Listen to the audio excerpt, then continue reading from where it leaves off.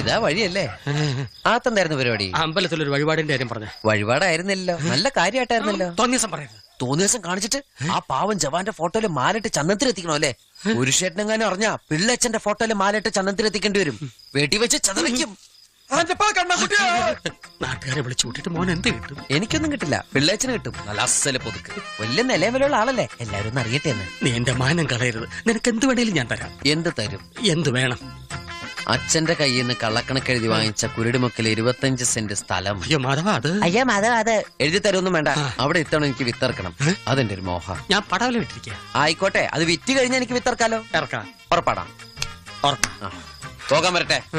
ഇതൊക്കെ മറക്കാതിരിക്കാൻ ഞാനൊന്നങ്ങോട്ട് തന്നാലോ? വേണ്ട, ആരും കാണൂല. വേണ്ടെന്നേ. എന്നാ ചാടിക്കോ മോനെ. ഇന്ന് നീ അവിടെ കക്കാൻ കയറരുത്. ഇന്ന് അവിടുന്ന് എന്തെങ്കിലും പോയാൽ നാളെ എന്റെ തലയിലാവും. ഓ, എന്നാ മറ്റന്നാളാവാം. അതിന്റെ പിറ്റേന്ന് എന്റെ തലയിലാവും.